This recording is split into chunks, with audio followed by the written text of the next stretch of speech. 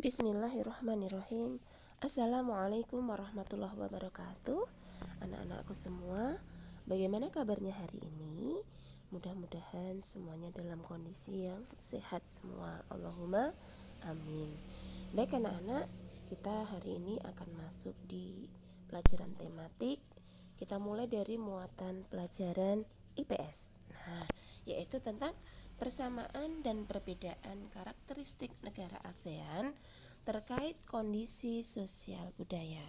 Seperti yang kalian ketahui, bahwa ASEAN itu adalah organisasi negara-negara di Asia Tenggara yang berdirinya itu dimulai dari 5 negara dan ditandai dengan penandatanganan Deklarasi Bangkok tanggal 8 Agustus 1967.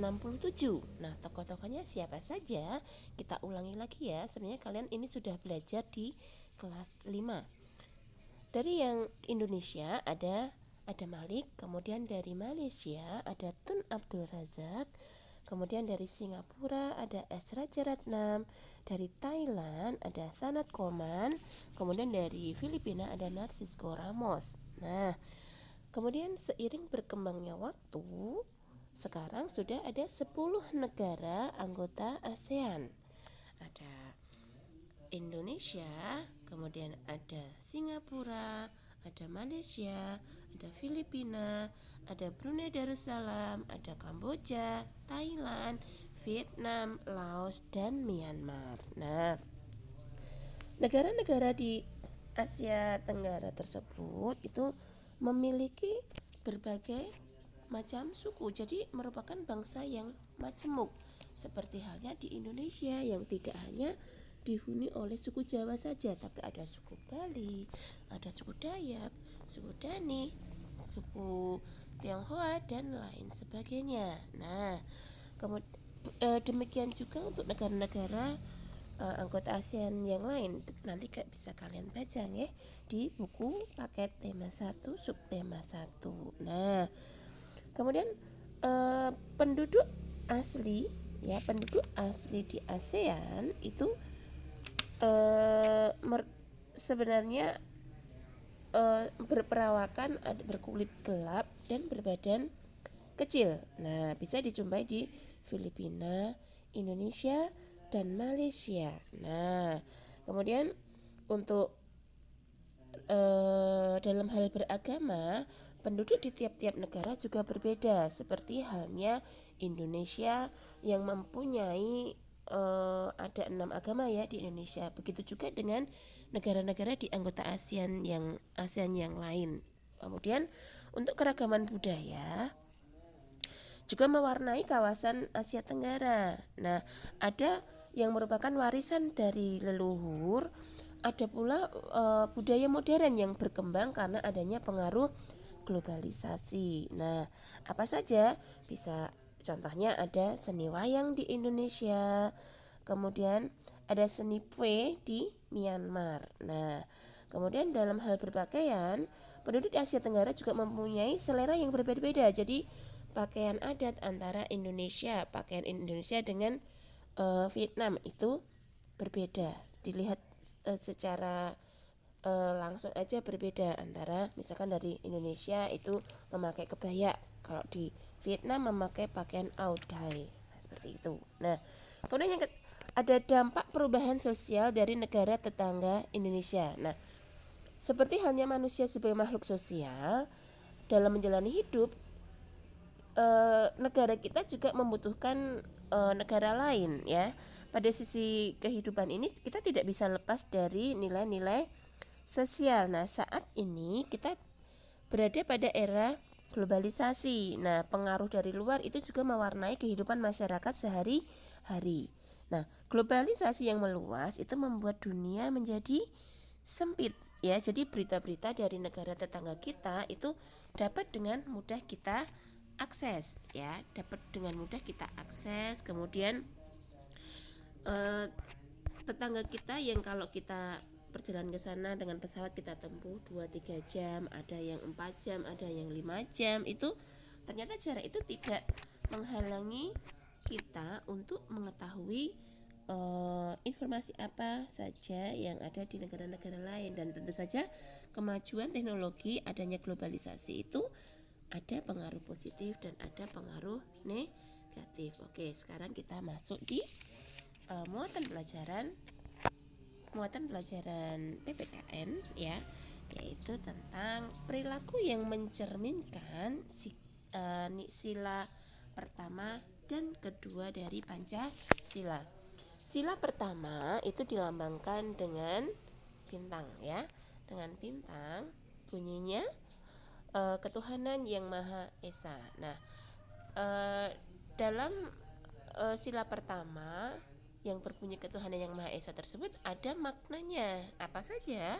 Yang pertama, bangsa Indonesia adalah bangsa yang mempercayai adanya Tuhan sebagai pencipta. Makanya di Indonesia tidak ada tempat untuk orang yang tidak percaya adanya Tuhan.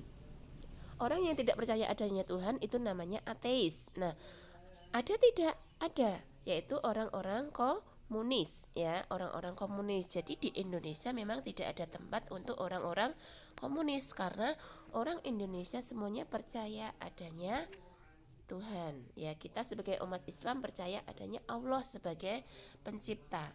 Nah, kemudian kepercayaan dan ketakwaan terhadap Tuhan Yang Maha Esa merupakan fondasi hidup warga negara. Jadi, pertama yang ditanamkan kepada kita ketika masih kecil yaitu bahwa kita percaya adanya Tuhan sebagai pencipta. Manusia ada karena diciptakan oleh Allah. Dunia ini ada, bumi ini ada, beserta semuanya yang isi dari bumi ini ada itu karena diciptakan oleh Allah. Kemudian segala permasalahan itu kita mencari solusinya dengan berdoa kepada Allah, seperti itu. Kemudian negara Indonesia ini ya juga melindungi warganya untuk menjalankan ajaran agamanya masing-masing. Jadi misalkan ada orang kita sebagai umat Islam kita beribadah, kita sholat, kemudian orang umat Kristen mereka melakukan misa di gereja, dan semua dari 6 agama itu beribadah di tempat ibadahnya masing-masing, tidak boleh diganggu, tidak boleh dihalangi, kita saling bertoleransi ya.